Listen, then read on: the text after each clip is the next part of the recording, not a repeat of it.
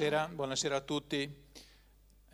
Vi sarete chiesti, più di qualcuno, che musica fosse questa qui. Era la marcia reale, l'inno che 80 anni fa era ancora l'inno nazionale, perché sappiamo che l'anniversario del referendum tra monarchia e repubblica è stato il 2 giugno, ma la Cassazione ci ha voluto un po' prima che ratificasse, diciamo, il risultato elettorale, quindi a oggi, 80 anni fa, oggi 5 giugno di 80 anni fa, l'inno era ancora questo. Ma abbiamo sentito l'inno e adesso andiamo avanti. Come sapete, come vedete dalle mie spalle, questo è un evento organizzato dal Comune di Vittorio Veneto e dalla sezione ANA di Vittorio Veneto nell'ambito delle celebrazioni dell'80° appunto del referendum che ha sancito la nascita della Repubblica Italiana. La struttura è molto semplice, affronteremo 4 temi legati appunto alla Costituzione, a questo appuntamento referendario, però legati anche all'attualità ovviamente, e lo capirete velocemente. Lo faremo attraverso il canto dei 4 cori che sono stati invitati. Il coro ANA, li dico in ordine assolutamente sparso: il coro ANA di Vittorio Veneto, il coro ANA Col di Lana, il coro ANA Mesulano e l'ensemble femminile Voci d'Altro Canto. Questo intervallate a letture significative dei 4 temi che vorremmo trattare, fatte dai volontari del gruppo Leggiamoli Forte della Biblioteca Civica. Questa è la struttura, ma so che non siete venuti qui a ascoltare me, per cui la taglio corta, però prima di cominciare vorrei sentire 2 parole dal presidente della sezione ANA Maurizio Casetta, che invito qua, magari evitando il salto ma facendo le scale. Presidente, dovevi fare il salto. Potevo fare il salto, ma ho detto no, non faccio vedere le mie doti atletiche. Esatto, no, eri sicuro, perché comunque c'è la protezione, sì, no, ma poi c'è la protezione civile degli alpini che ti soccorre, quindi esatto, credo, non li vedo. Ah sì, adesso no, ci sono e già cominciamo a ringraziarli, e speriamo ovviamente che non abbia niente da fare. Seduta tranquilla. Maurizio, ascolta, intanto salutiamo e ringraziamo anche dell'attenzione i telespettatori che ci stanno seguendo dalla tenda TV. Maurizio, siamo a questo secondo appuntamento, ci siamo già visti l'anno scorso per questo appuntamento, scusate, la ripetizione. È un appuntamento a cui gli alpini tengono, perché comunque i valori della Costituzione, i valori, la bandiera che c'è dietro, sono tutti i valori vostri, no? Esatto, diciamo che quando il Comune... quando praticamente abbiamo proposto assieme la cosa e poi c'è stato l'invito ufficiale a fare questa cosa, noi siamo stati ben felici di collaborare con il Comune, e i 4 cori, i 3 cori della sezione di Vittorio Veneto e il coro Voci d'Altro Canto, ensemble Voci d'Altro Canto, credo siano, spero, entusiasti per fare questa serata assieme a noi, assieme al Comune di Vittorio Veneto, perché questa serata ha un valore molto particolare. Al di là dei valori che citavi tu, questa sera leggeremo dei brani dell'Assemblea Costituente alla fine, no? Quindi renderemo un po' edotti, anzi, e ci renderemo edotti tutti quanti su quello che è stato l'inizio della Repubblica, la neonata Repubblica. Esatto, bravo, hai spoilerato un po', ma insomma va bene, ci va bene lo stesso. Va benissimo, sto scherzando ovviamente. Ascolta Maurizio, e dopo ti lascio. Per quanto riguarda i cori alpini, il cantare per gli alpini è sempre una cosa che dà emozione e che voi portate in giro anche per l'Italia, no? Beh sì, noi abbiamo, come dicevo prima, la sezione fortunatamente ha al suo interno 3 coralità alpine, 3 cori ANA, per cui portiamo avanti i nostri valori, la nostra cultura, anche cantando le canzoni, sia le canzoni di una volta, le canzoni, tanto per intenderci, della Prima Guerra Mondiale, eccetera, ma anche i nuovi brani d'autore popolari sempre, che danno lustro a loro, ai cori che le cantano, e alla sezione che appoggia queste 3 organizzazioni. Bene, grazie Maurizio, buona serata a te. Buona serata a voi, grazie. Allora, mentre invito il coro ANA di Vittorio Veneto a posizionarsi sul palco, io volevo introdurre il primo... Sì, sì, ci sta, ci sta.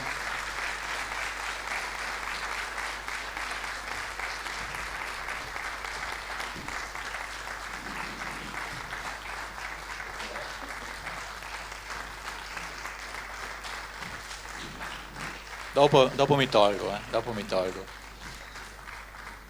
Bene, allora intanto che continuano a salire, io volevo introdurre il primo argomento. Il primo argomento che tratteremo di questi 4 è la pace. È chiaro che in un momento, in un contesto internazionale come quello che stiamo vivendo, tra guerre, crisi geopolitiche, tra enti sovranazionali che non riescono più a fare quello per cui sono nati, con guerre alle porte dell'Europa, è un tema di estrema attualità. Si sa che la pace è fragile, la pace va coltivata ogni giorno e soprattutto va apprezzata e capita la storia, nel senso la memoria di quello che è successo ci deve insegnare tanto. Noi qui a Vittorio Veneto siamo il simbolo della conclusione di una guerra, siamo medaglia d'oro per la resistenza, e quindi sappiamo bene cosa vuol dire far memoria, una memoria storica appunto che ci deve aiutare a lavorare ogni giorno per la conquista di questa pace così fragile e mai definitiva. Sentiremo il coro ANA e poi leggeremo dei brani e sentiremo dei brani di Giacomo Matteotti, un pacifista e antimilitarista come lui, parole che ha pronunciato ovviamente tanti anni fa, ma sono attualissime. Cominciamo con le letture, tratte da La guerra e la pace di Giacomo Matteotti, legge Loris Tessari.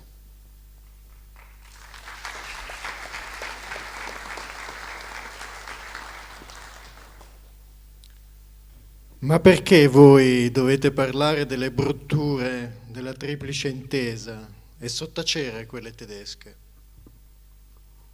Per dire male dei tedeschi ci siete già tutti voi e le infinite sfumature della borghesia.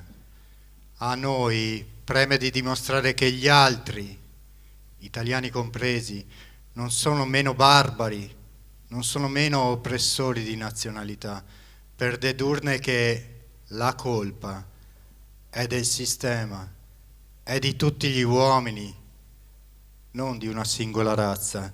Quindi chiamiamo i lavoratori contro tutte le guerre, contro tutti i governi, per tutte le libertà. No, poiché la guerra è ormai inevitabile, la vostra propaganda non serve che a sminuire le forze morali del nostro popolo e a togliergli coraggio nella battaglia. Infatti, noi non auguriamo e non desideriamo la vittoria di nessuno. Chiunque dovesse vincere, vi sarà un popolo vinto che preparerà la rivincita di domani e quindi nuove guerre. E vi saranno vincitori che domineranno con la scusa della civiltà superiore, con la scusa del confine da arrotondare. Noi desideriamo piuttosto che tutti e due gli avversari si esauriscano, non vincano. Allora questa potrebbe essere l'ultima guerra, per i suoi stessi orrori, per la sua stessa inutilità. Quindi non abbiamo scrupoli sulla coscienza. Essi servirebbero soltanto a ungere le ruote del militarismo, del nazionalismo, del clericalismo. Noi siamo partigiani e ora più che mai sentiamo il dovere di irrigidirci nei nostri principi. Ci accusano di essere contro la patria. Poiché eravamo stati avversi alla guerra, si diede ad intendere che volessimo la sconfitta dell'Italia. La verità è che la nazione è una realtà geografica e storica economica e politica, entro cui tutti viviamo e cresciamo. Fingere di ignorarla o di essere indifferenti alle sue sorti sarebbe come dire che ci è indifferente il proletariato italiano, ma anche in guerra o in una crisi conseguente a una politica che non è nostra responsabilità. Siamo legati alle sorti della nazione. Né vale dire che poiché da altri è la colpa, altri pensino a risolvere la crisi. La colpa è di altri, ma le conseguenze sono di tutti, sono anche nostre e ricadono più spesso sulle spalle del proletariato. Quindi noi intendiamo operare una pacifica convivenza tra le nazioni per ottenere che la solidarietà e la forza dei lavoratori di tutto il mondo impediscano conflitti e guerre. Ma se frattanto un esercito di rapinatori volesse sottoporre i cittadini di una nazione a un regime di schiavitù politica ed economica, è indubitabile la necessità della resistenza di tutti i lavoratori per non cadere nella doppia schiavitù del capitalismo nazionale e del capitalismo dello Stato invasore. Noi escludiamo ogni complicità con gli opposti nazionalismi e ogni adesione alle lotte dei diversi capitalismi. Il nazionalismo non si limita a promuovere lo sviluppo di una nazione, ma si fonda sulla forza materiale e sulla capacità di dominare altri popoli e di sfruttarli. Vuole arrecare ad altri un male da cui vuole difendere se stesso. E dal conseguente contrasto dei nazionalismi nemici sorge una continua cagione di armamenti e di guerre, le quali non hanno mai altro risultato che di creare una nazione di oppressori e una di oppressi, e di distruggere enormi ricchezze e vite umane.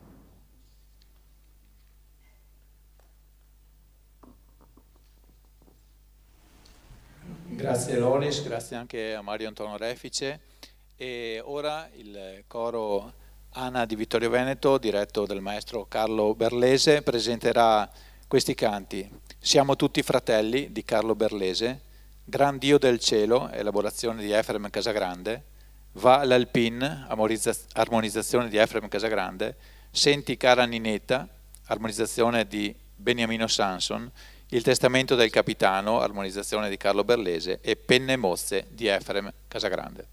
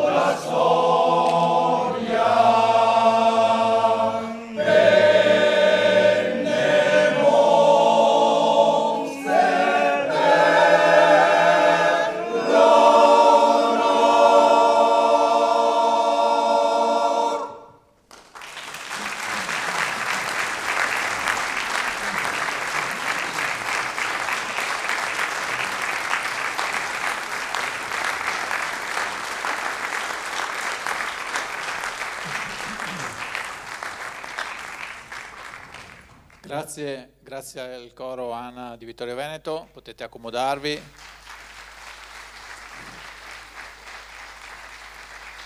E invito il coro Mesulano e il coro Col di Lana, che canteranno insieme questa sera, a raggiungermi qua sul palco. Erano qua, arriveranno. Ah, eccoli.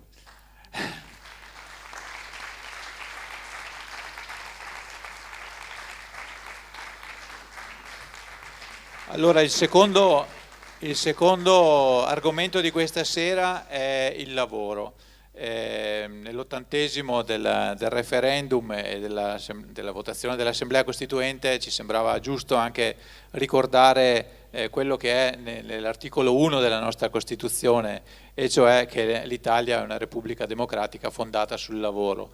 Il lavoro non inteso ovviamente strettamente come questione economica, ma il lavoro che dà dignità all'uomo, il lavoro che caratterizza persino l'uomo, però è anche giusto che non sia un lavoro purché sia lavoro, va condannato, va denunciato il lavoro povero, come lo si chiama adesso, lo sfruttamento, tutte le forme più perverse del lavoro, che sicuramente non erano nella mente dei padri costituenti che hanno scritto quell'articolo in quel modo. Con delle letture da Il padrone di Goffredo Parise, uno dei romanzi meno conosciuti di Parise, fatte da Mario Anton Orefice, parleremo proprio di questo.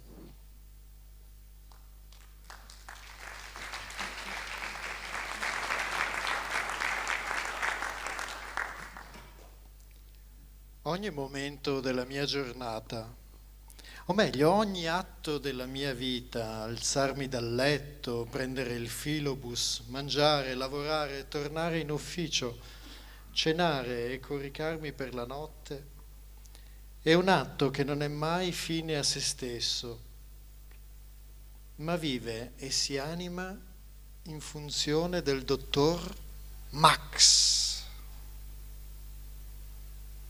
e della ditta che il dottor Max rappresenta. Dormo perché sono stanco, mangio perché ho fame, prendo il filobus perché è necessario arrivare puntuale alla ditta. Ma appunto un poco alla volta non faccio altro. Il cinema non mi piace più. La televisione nemmeno, non vado alle partite di calcio, passeggio solo per sgranchirmi le gambe, non leggo libri e giornali, insomma non faccio assolutamente nulla che sia estraneo alla ditta e al dottor Max. Quello che guadagno mi basta appena per vivere, ma mi basta. E se non mi bastasse lo farei bastare.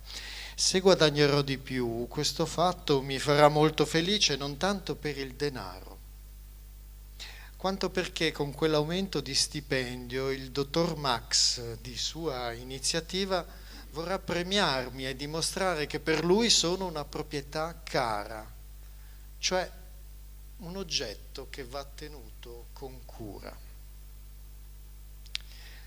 Insomma, la mia vita è mutata radicalmente, come prevedevo fin dal primo giorno, e ora ne è cominciata un'altra che potrebbe apparire quella di uno zelante impiegato. Potrebbe, ma non è così. Io non sono zelante, non c'è nessun esercizio di zelo nell'essere quello che sono, cioè nel fare la vita che faccio, ma semplicemente faccio la vita che faccio perché essa mi dà un senso di grande armonia e di serenità. Però a turbare questa serenità intervengono vari fatti, prima fra tutti l'instabilità del dottor Max. Egli giorno e notte fa dentro di sé questo ragionamento. Io sono il padrone di una grande ditta commerciale che ha rappresentanti ovunque. Sono un padrone del palazzo dove questa ditta ha sede e di vari altri immobili, magazzini compresi, e ho ancora altre proprietà. Naturalmente, come sono il padrone degli stabili, delle macchine da scrivere, delle calcolatrici meccaniche, delle macchine meccanografiche e di tutto il resto, così sono anche il padrone dei miei dipendenti che devo pagare più di quanto sarebbe necessario al loro sostentamento. Di tutte queste cose di cui io sono il padrone, posso disporre come voglio, farle o disfarle, mandarle in pezzi o invece prendermi cura come in realtà faccio. Naturalmente sono io che decido come devo impiegarle perché rendano quel denaro che mi consente di aumentarle. E io non sono poi così pazzo da disfarle e mandarle in pezzi come potrei, ma se volessi potrei. Che cosa mi trattiene? Mi trattiene un giudizio morale, un valore forse, cioè una voce morale che mi dice: tu sei onnipotente, puoi fare quello che vuoi e sta a te giudicare quello che deve essere fatto. Tu sai benissimo che volendo potresti mandare in rovina la ditta e rovinare con essa la vita di tanti suoi dipendenti. Sei libero, che cosa scegli? Scelgo di salvare la ditta, scelgo proprio questo, controllo dalla mattina alla sera che proprio quei dipendenti, per errori dovuti alla distrazione o alla poca coscienza morale nello svolgimento del loro lavoro, non rechino danno, ma vantaggio alla ditta da cui la loro vita dipende. Se non che, al contrario di essere libero di giudicare e di agire secondo il mio unico e solo giudizio morale, io devo diventare matto e obbedire alle richieste dei dipendenti, alle richieste dei sindacati, ai maneggi politici e via dicendo. Dunque, non solo, pur essendo io il padrone, non lo sono affatto, ma quasi sono io il dipendente dei miei dipendenti che chiedono uffici lussuosi, aumenti di stipendio e privilegi di ogni genere. A questo punto cosa devo fare? Esercitare tutto il mio potere che mi dà modo di punire come meglio credo i dipendenti scevri da coscienza morale, o lasciare andare le cose al punto da mettermi al loro stesso livello, se non addirittura sotto il loro livello.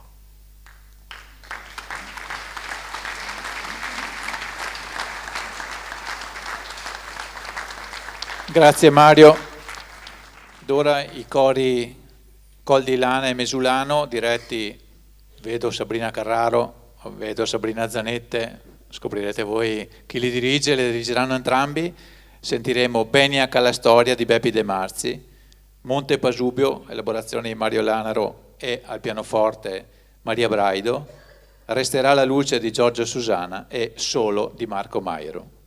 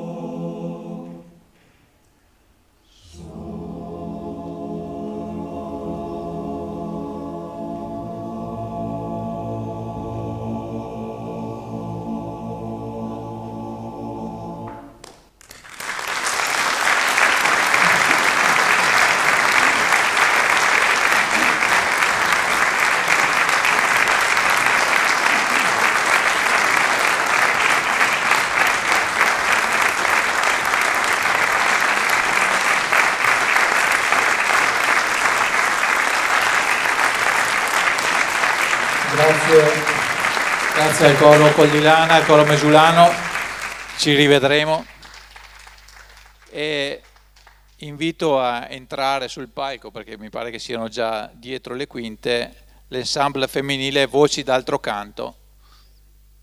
Le ho viste, è impossibile che non ci siano. Intanto che arrivano, volevo introdurre il terzo argomento di questa serata, eccole.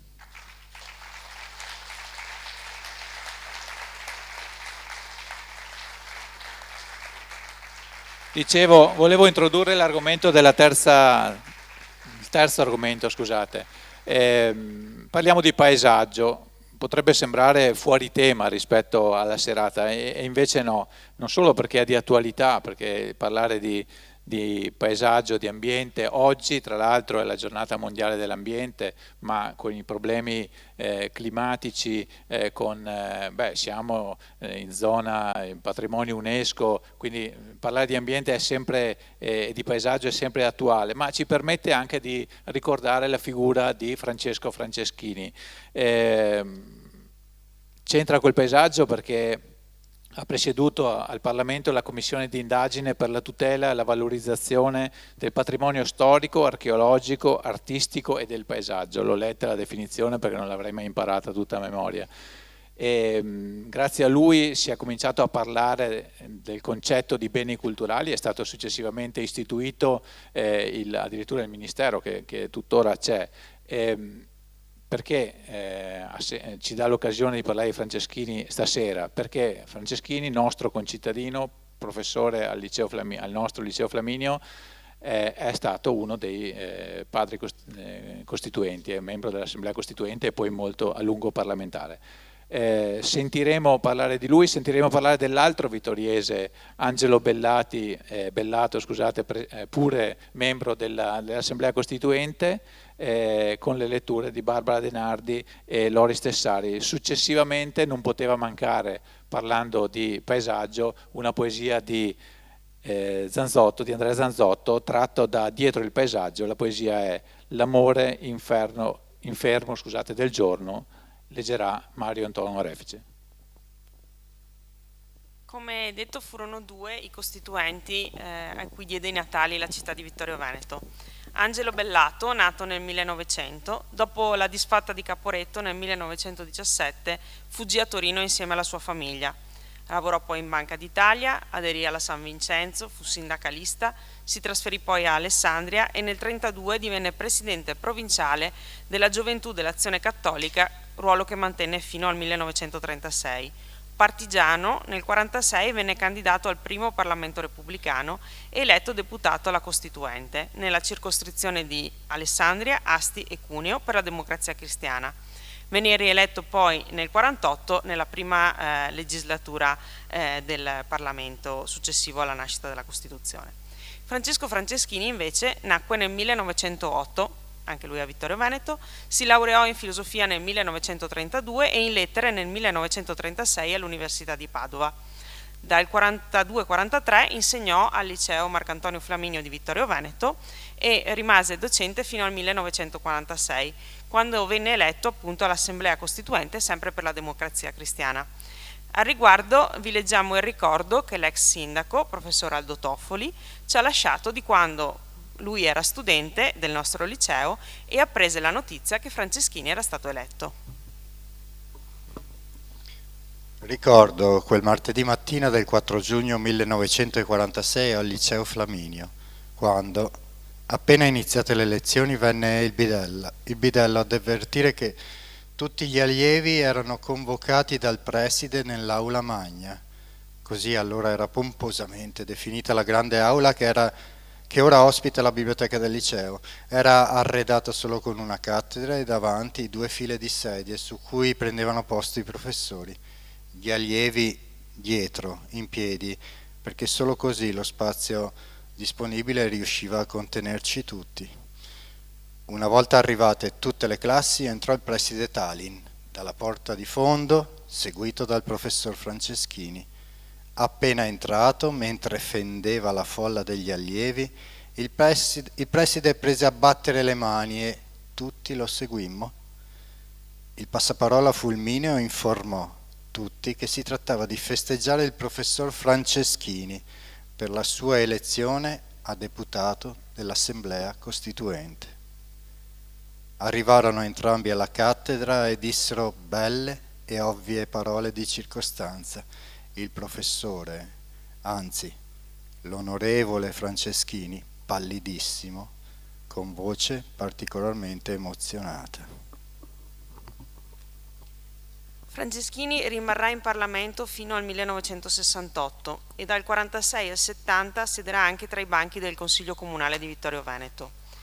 È sua, tra l'altro, l'iscrizione che si legge sul monumento di Augusto Murer in Piazza del Popolo.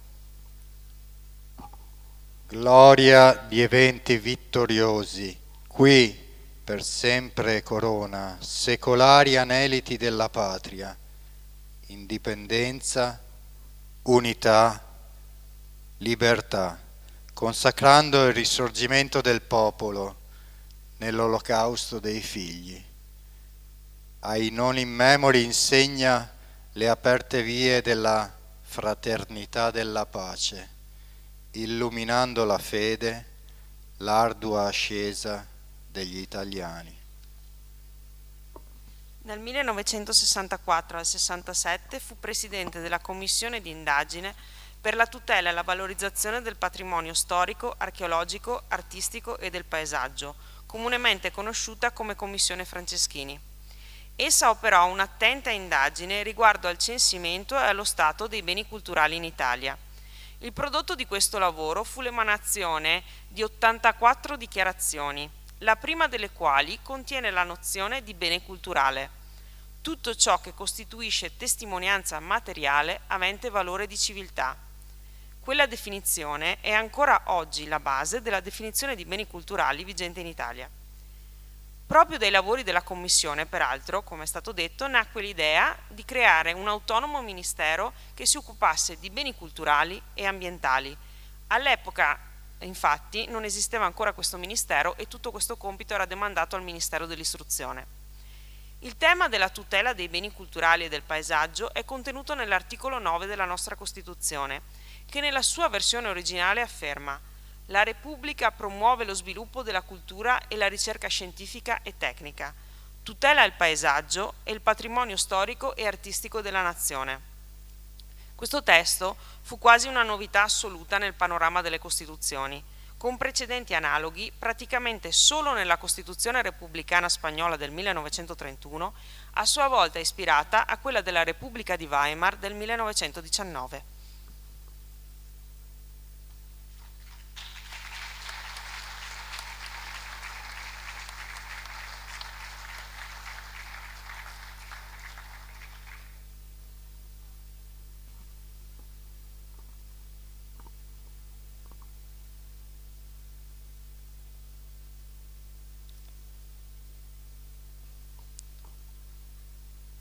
L'amore infermo del giorno.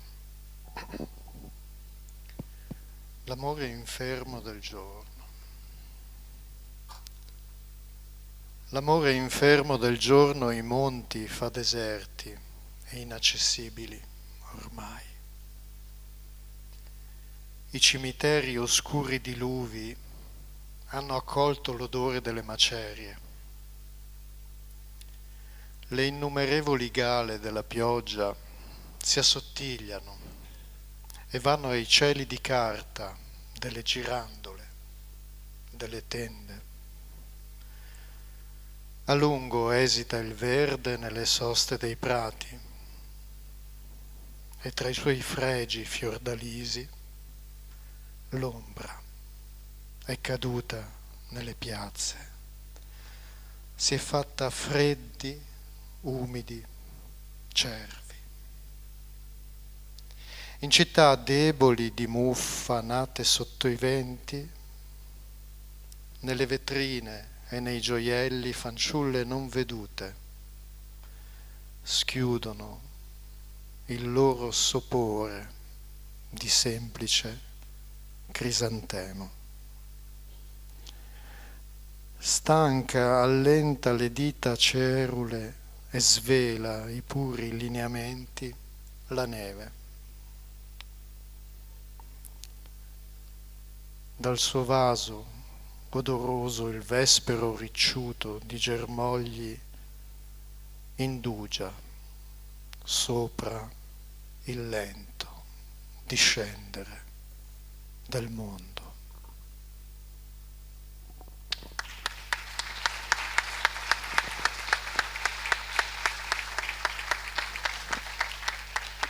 Grazie Mario. Ora l'ensemble femminile Voci d'altro canto, diretto da Sabrina Carraro, ci proporrà The Seal Lullaby di Eric Whittaker, al pianoforte Maria Braido, Over the Rainbow, elaborata da Mauro Zuccante, Marze di Marco Maiero e You Raise Me Up, arrangiata da Roger Emerson, e al piano ancora Maria Braido.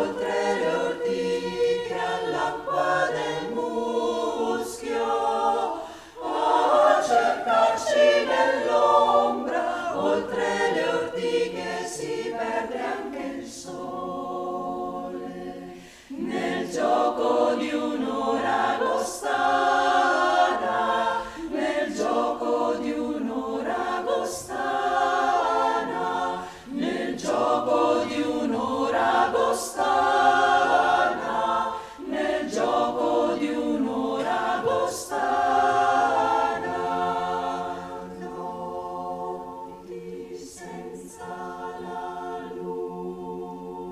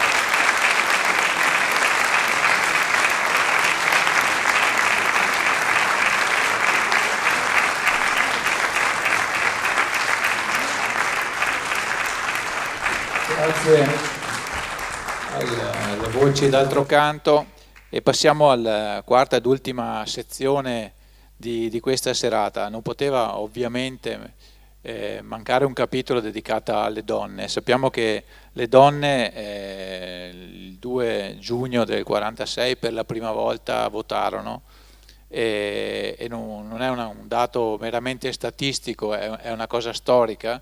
È un primo passo, se vogliamo, un primo gradino della lunga scala che porta alla parità. Ci sono ancora diversi scalini da fare per arrivare alla vetta, ma insomma quello è stato un punto importante. Una partecipazione al voto massiccia quella volta e le donne furono ovviamente grandi protagoniste. Ovviamente il coro è già qua, non l'ho chiamato, ma sono più bravi di me. E sono già qua, ovviamente li avete riconosciuti, il coro Mesulano e il coro Col di Lana. Le letture sono tratte da Il cognome delle donne di Aurora Tamigio, una giovane artista, autrice siciliana. Discutevamo prima se a 38 anni si può considerare giovane, ma insomma per me sì. E poi un'altra lettura da Teresa Mattei. È una donna membro è stata eletta nell'Assemblea Costituente, è stata tra l'altro citata l'altra sera, se avete visto lo spettacolo dalla Piazza del Quirinale, è stata citata appunto come donna simbolo delle donne di questi 80 anni. Per la verità è stata citata anche Tina Anselmi, fatemela citare anche a me, perché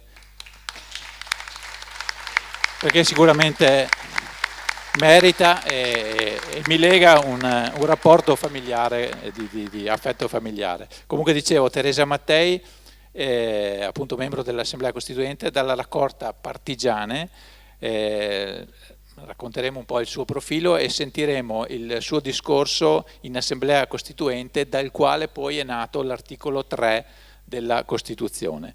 Leggono Aurora Tamigio, Rossella Prizzon e Teresa Mattei, Monica Vallese.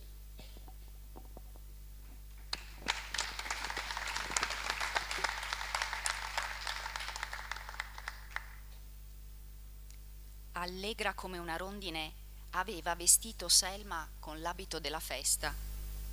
Anche a Donato aveva chiesto di indossare il vestito buono e di fare in fretta, e suo fratello si era esibito in uno dei tanti sbuffi. «Stai andando a votare, mamma, non alla messa di Pasqua».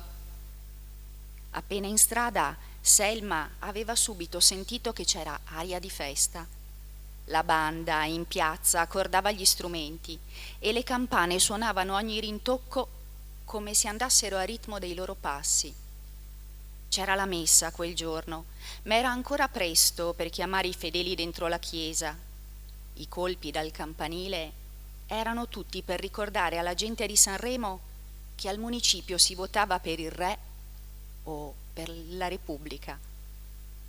Davanti all'ingresso del municipio sventolava la bandiera tricolore più grande che Selma avesse mai visto, e dietro un tavolo pieno di manifestini 2 funzionari dicevano: quello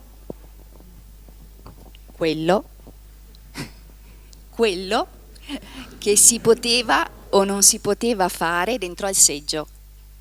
C'era la fila. A ogni passo Rosa spingeva il petto sempre più innanzi e il mento in alto, che se il cappellino non fosse stato trattenuto dalle forcine sarebbe di certo caduto indietro. Era l'unica così elegante e Selma se n'era accorta subito, come si era reso conto che non solo sua madre, ma tutte le donne apparivano agitate davanti a quell'evento del voto.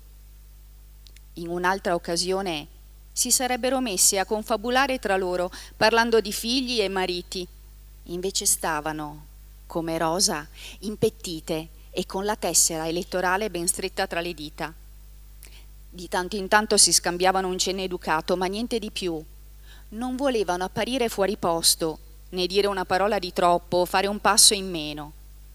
Femmine che Selma aveva visto urlare a tutta gola per chiamare giù dagli alberi i figli disobbedienti o sbiascicare in mezzo alla via maledizioni contro la guerra e gli uomini, adesso procedevano ordinate e silenziose come le chiocciole a bordo strada. C'era voluta un'oretta buona perché fosse il loro turno di entrare, e nell'attesa tra uno sguardo alla fila e una lettura ai cartelloni affissi sui tavoli, il tempo a Selma era passato veloce. Davanti al tricolore, il maresciallo aveva salutato Rosa con educazione e aveva domandato se suo figlio militare stesse bene. Rosa si era raccomandata con Selma di attenderla all'ingresso del municipio. Quando aveva fatto per entrare, però, il sindaco l'aveva fermata di nuovo, mettendole tutte e due i palmi davanti, rispettosamente, ma non abbastanza perché lei non protestasse. Le regole non le faccio io, donna Rosa. Aveva estratto un fazzoletto di stoffa dalla tasca interna della giacca di cotone. Ci dovrebbe entrare senza rossetto nella cabina elettorale. Per un solo momento Rosa aveva abbandonato la sua aria glaciale. La motivazione? Il maresciallo Conte, più bravo del sindaco a spiegarsi, aveva detto che siccome la scheda elettorale andava incollata con la sputazza, proprio come le buste da lettere, era importante che non avesse alcun segno di riconoscimento, tantomeno tracce di rossetto, che rivelassero che si trattava di un'elettrice e non di un elettore. Mentre incollate la busta potreste, senza volerlo, lasciare il segno del rossetto. E in questo caso, signora, il vostro voto sarebbe nullo. Selma aveva guardato sua madre togliersi il rossetto, usando il proprio fazzoletto per strofinarlo via, e non quello che le aveva offerto il sindaco. Il rossetto lo portasse con sé, donna Rosa, per farsi bella subito fuori dal seggio. Il 2 giugno 1946 Selma 40 aveva osservato sua madre entrare nel seggio elettorale, senza rossetto, con il vestito buono e i palmi delle mani umidi. Aveva espresso la sua preferenza per la Repubblica d'Italia. Uscita dal seggio, siccome a rimettersi il rossetto ormai le pareva di fare un piacere al sindaco, Rosa aveva messo il tubicino nero in mano a Selma. Questo tienilo tu, te lo regalo. Selma avrebbe indossato quello stesso rossetto anni dopo per il suo primo voto. A differenza di sua madre, però, a lei nessuno avrebbe chiesto di toglierlo.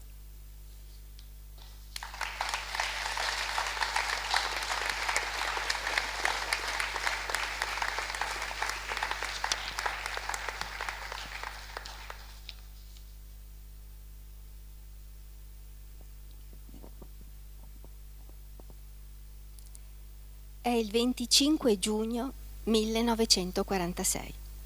Tra poco entreremo a Montecitorio e inizieranno i lavori dell'Assemblea Costituente. Sono felice, sono emozionata. 1000 pensieri, tanti progetti. C'è tanto da fare. Finalmente la pace, la libertà, la democrazia.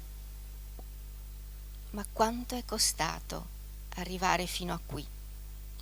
Ci ho pensato molto in questi giorni, forse mai come in questi giorni. E ora eccomi qui. Abbiamo ottenuto che le donne possano votare ed essere elette. Non era scontato.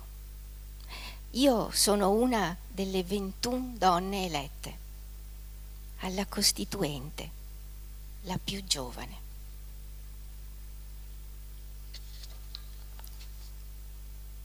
18 marzo 1947. Onorevoli colleghi, vorrei solo sottolineare in questa assemblea qualcosa di nuovo che sta accadendo nel nostro Paese.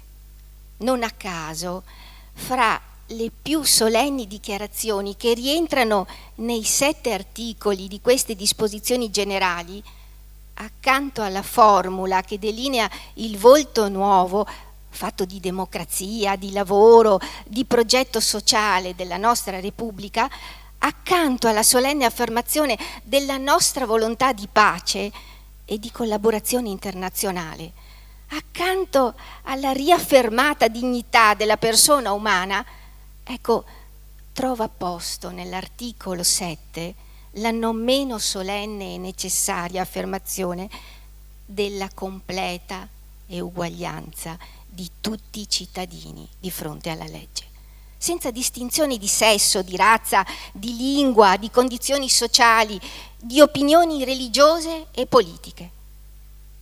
Questo basterebbe, onorevoli colleghi, a dare un preminente carattere antifascista a tutta la nostra Costituzione. Perché proprio in queste fondamentali cose il fascismo ha tradito l'Italia, togliendo all'Italia il suo carattere di paese del lavoro e dei lavoratori, togliendo ai lavoratori la loro libertà, conducendo una politica di guerra, una politica di odio verso gli altri paesi, facendo una politica che sopprimeva ogni personalità della persona umana, di veder rispettare le proprie libertà, la propria dignità, la possibilità alle categorie più oppresse, più diseredate del nostro paese di affacciarsi alla vita sociale, alla vita nazionale, e togliendo quindi anche alle donne italiane la possibilità di contribuire fattivamente alla costituzione di una società migliore. Noi salutiamo quindi con speranza e con fiducia la figura di donna che nasce dalla solenne affermazione costituzionale. È purtroppo ancora radicata nella mentalità corrente una sottovalutazione della donna, fatta un po' di disprezzo, un po' di compatimento, che ha ostacolato fin qui grandemente e ha addirittura vietato l'apporto pieno delle energie e delle capacità femminili in numerosi campi della vita nazionale. Per questa ragione io torno a proporre che sia migliorata la forma del secondo comma dell'articolo 7, che sarà poi il 3, nel seguente modo: è compito della Repubblica rimuovere gli ostacoli d'ordine economico e sociale che limitano di fatto, e noi vogliamo che sia aggiunto, la libertà e l'uguaglianza degli individui e impediscano il completo sviluppo della persona umana. Grazie.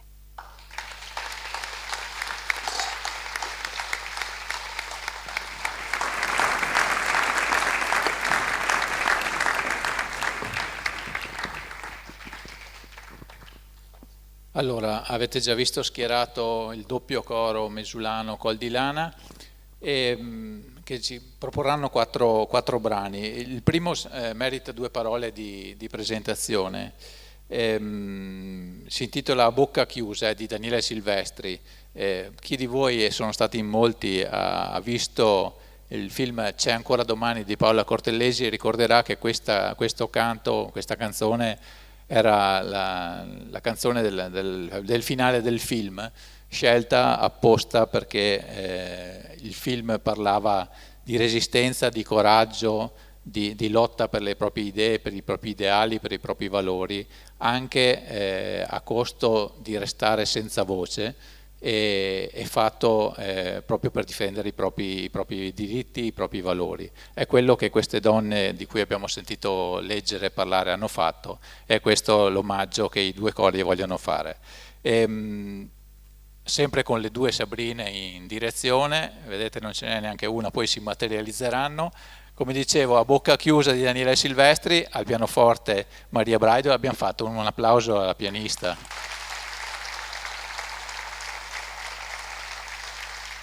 A seguire Varda che viene mattina di Bepi De Marzi, Stellutis Alpini, elaborazione di Mario Lanaro, sempre Maria Braido al pianoforte, e chiuderemo con Gli occhi di Caterina di Ivan Cobbe.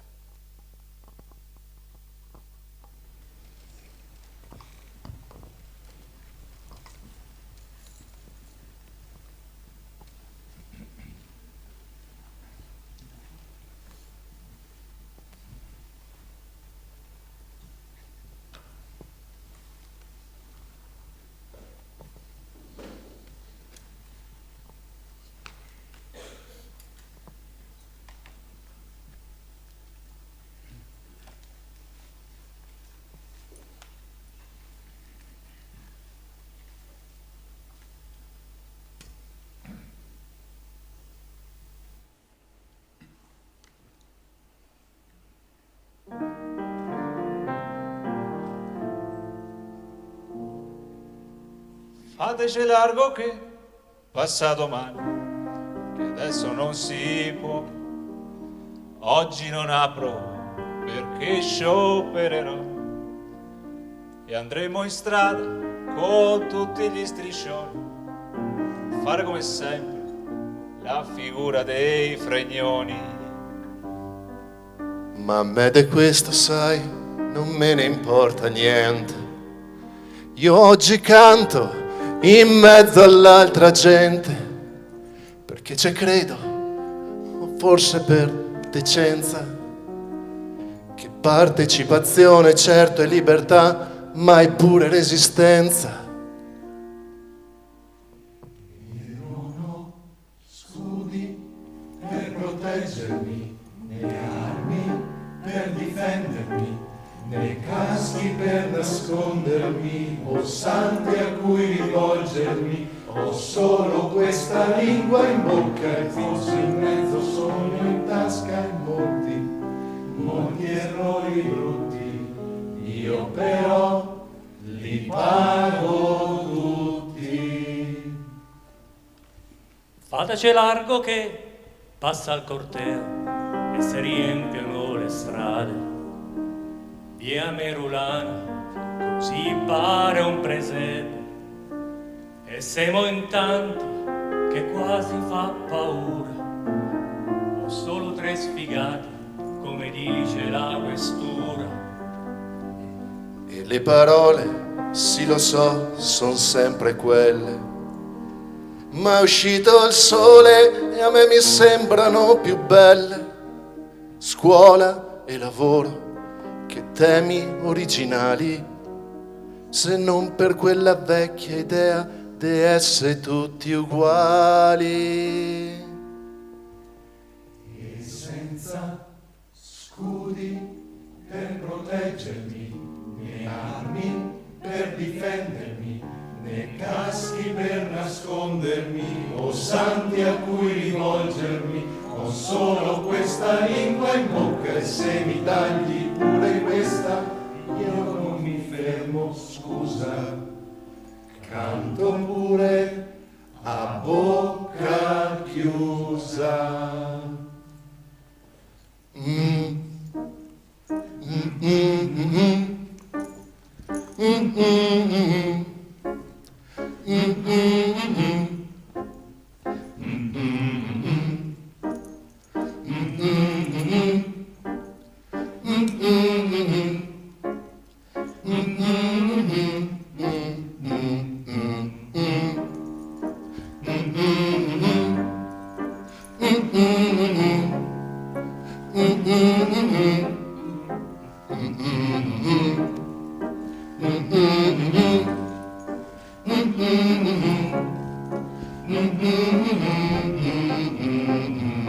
Guarda quanta gente c'è che sa rispondere dopo di me a bocca chiusa. Guarda quanta gente c'è che sa rispondere dopo di me A bocca chiusa, a bocca chiusa, a bocca chiusa. Guarda quanta gente c'è, A bocca chiusa, guarda quanta gente c'è, a bocca chiusa.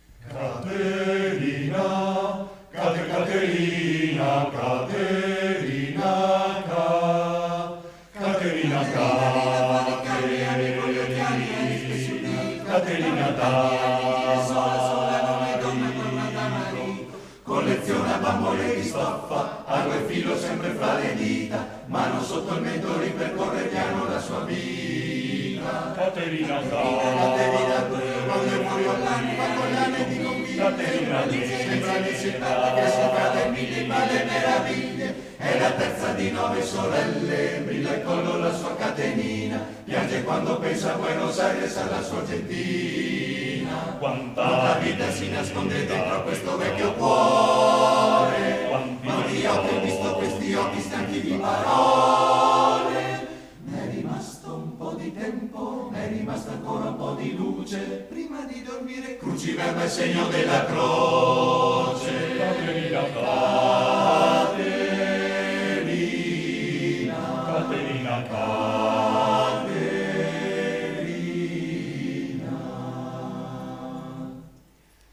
Caterina, in uno scrigno sto dicendo i suoi segreti, ha dipinto qualche che raposano sulle pareti, nel cortile stende le lenzuola e coltiva ortensi e ciclamini, con la stessa cura di una madre con i suoi bambini. Quanta vita si nasconde dentro questo vecchio cuore, quante mani ha stretto queste mani prima di tremare. M'è rimasto un po' di tempo, m'è rimasta ancora un po' di voce, prima di dormire camomilla è segno della croce. M'è rimasto un po' di tempo, m'è rimasta ancora un po' di voce, prima di dormire camomilla è segno della croce.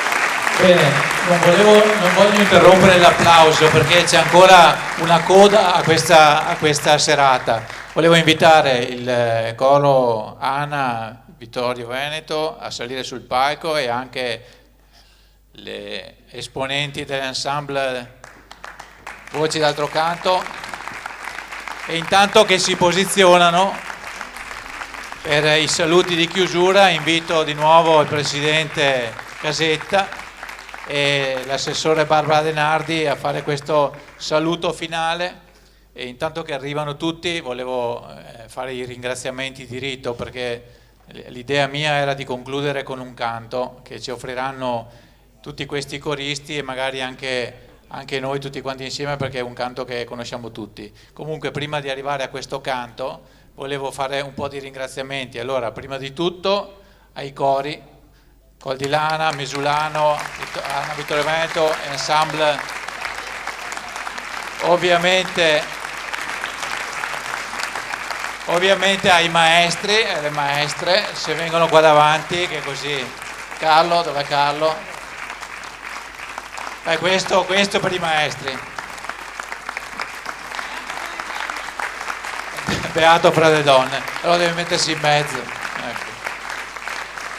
Bene, poi grazie ovviamente al comune che ha organizzato assieme alla sezione Ana di Vittorio Veneto, grazie alla protezione civile degli alpini che è stata vigile e per fortuna inoperosa, come abbiamo detto all'inizio, grazie agli uffici ovviamente comunali che hanno permesso tutto quello che c'è stato dietro questa organizzazione, grazie ai volontari della biblioteca civica Leggiamoli Forte, Mario Antonio Refice, Lori Stessari, Rossella Prizzon e Monica Vallese, grazie anche a voi.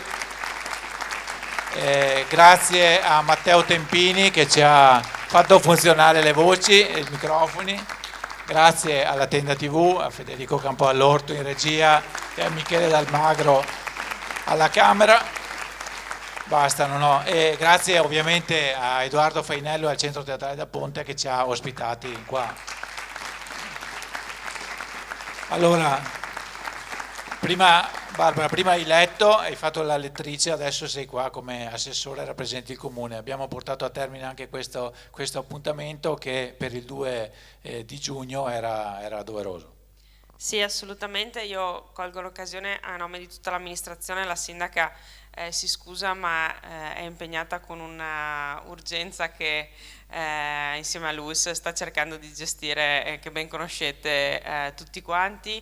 Anche a nome suo, oltre che di tutta l'amministrazione, ringrazio tutti coloro che hanno collaborato nell'organizzazione di questa serata. Maurizio Casetta, che anche quest'anno ha subito colto al balzo l'opportunità di realizzare questa serata. Sì, è assolutamente importante ricordare quello che è avvenuto 80 anni fa, perché non è un elemento sepolto nel passato della nostra esistenza. Quello che è successo il 2 giugno 1946 e nei successivi mesi, che hanno portato alla stesura della nostra Carta Costituzionale, è un percorso che ha aperto una strada alla quale tutti quanti noi siamo chiamati a concorrere, che è la strada della crescita, del progresso e dello sviluppo del nostro Paese. Abbiamo sentito parole come libertà, io ci aggiungo solidarietà, perché senza la solidarietà che fa parte della nostra identità nazionale non saremmo gli stessi. Solidarietà che gli alpini ogni volta che c'è bisogno, quest'anno è anche l'anniversario del terremoto in Friuli, per cui ci ricorda anche come la nostra Repubblica e tutti le componenti della nostra Repubblica concorrono quando c'è necessità, quando ci sono calamità, all'aiuto nei confronti degli altri, all'accoglienza e alla crescita, e la cultura è uno degli elementi fondamentali per poter far crescere il nostro Paese, perché ci apre la mente, costruisce ponti e avvicina le persone, per cui quale modo migliore secondo me per celebrare quello che è avvenuto 80 anni fa e ricordarci che tutti quanti noi ogni giorno quello che è successo 80 anni fa lo dobbiamo portare avanti. Grazie Barbara. E volevo chiudere con Maurizio. Allora, Maurizio, è un anno che mi prendono in giro perché qua fuori da sto muro qua eravamo in piazza, un anno fa ti ho dato del Democristiano, ma sì, ma aspetta, ma per me era un complimento, voglio dire, non era un'offesa, ci mancherebbe altro. E chi non si ricorda, lo ricordo io, te l'ho dato perché quando io ti ho chiesto, ma insomma dai, facci una promessa, cosa porti a Vittorio Veneto, una Triveneta, una nazionale, qualcosa, parlo di adunate ovviamente degli alpini, e tu ti sei barcamenato alla Democristiana, che ripeto è un complimento. Però adesso, dopo un anno, te la rifaccio la domanda, no? Perché è passato un anno, ti sei un po' organizzato. Non ho cambiato partito politico. E quindi niente risposta. No, assolutamente no, per il momento non vi abbiamo... Sai che non ti credo. Sì, lo so che non mi credi, abbiamo delle idee in testa, io ecco, vedi. Dai. Assieme al mio comitato di presidenza, a tutti i consiglieri. Devo chiederlo a loro? Puoi chiederlo a loro, ma credo ti daranno la stessa risposta. Quindi nessuna risposta? Quindi nessuna risposta. Vabbè. Allora niente, non so a che appuntamento darvi, comunque a parte adesso... Fra qualche anno magari. Va bene. Il prossimo anno? Continuiamo il prossimo anno, il 2 di giugno, con un'altra manifestazione. Troveremo fuori altri temi da sviscerare, da far cantare ai cori. Avete visto che belli che sono. Io gli farei anche un altro applauso, perché se lo meritano. Ci sono quest'anno, oltre ai 3 cori alpini, si è aggiunto l'ensemble Voci d'altro canto, se non erro, ecco. E quindi la cosa si è arricchita ancora di più. Io vi porto comunque i saluti, come dicevo prima, della mia sezione, di tutte le persone che lavorano per la solidarietà, come ha detto prima l'assessore Denardi, ha ricordato il 50° anniversario del terremoto del Friuli, del terribile terremoto del Friuli. Quell'anno, quel periodo lì, nella tragedia c'è stata una cosa che si è elevata, che è l'inizio con Zamberletti, con il dottor Zamberletti, della protezione civile. Noi come ANA abbiamo un ramo della protezione civile che è la protezione civile ANA, per cui siamo grati al dottor Zamberletti, non siamo rimasti male e non siamo grati per il terremoto, però diciamo c'è qualcosa di buono che ha portato questa disgrazia. Tra le altre cose, quest'anno ci sono i 50 anni appunto del terremoto e il nostro Triveneto, come dicevi prima, si svolgerà proprio a Gemona, nella città, nel paese dove c'è stato l'epicentro praticamente di quel terribile terremoto. Quindi per chi vuole vi aspettiamo tutti a Gemona il 19, 20 e 21 giugno, si ricorderà il terremoto assieme agli alpini, ma assieme a tantissime iniziative che ricorderanno appunto quel pessimo, grave, quel disastroso evento. Grazie. Beh, grazie a te Maurizio. Ovviamente chi non potrà venire a Gemona seguirà sulla Tenda TV le varie dirette che come sempre verranno fatte. Ormai gli diamo un cappello d'alpino d'onore. No, non sta fuori la storia dei cappelli alpini che dopo non devo pipì. No. Volevo solo concludere dicendo che è nata sì con il terremoto la protezione civile, ma gli alpini non avevano bisogno della protezione civile per rispondere presente sempre quando c'è da dare una mano. Quindi diciamo, tanto per concludere, che da Vittorio Veneto, dalla sezione ANA di Vittorio Veneto, quell'anno sono partiti 146 alpini nel paese di Pinzano. Qui tra le altre cose abbiamo uno di loro che è il presidente emerito di Vittorio Veneto, che anche lui era a Pinzano. Io no, purtroppo ero piccolino. Cosa vorresti dire che è vecchio? È più vecchio di me. Meno giovane. È meno giovane di me, sì. Qualche anno, quindi lui ha fatto parte di questa cosa, io avevo 15 anni, quindi... Va bene, signori, allora grazie di averci sopportati fino adesso, noi che parliamo, e aver applaudito loro che se lo meritano. E l'ultimo canto lo conosciamo tutti, loro lo fanno bene, noi facciamolo come possiamo, ma possiamo farlo davvero tutti, e arrivederci al prossimo anno.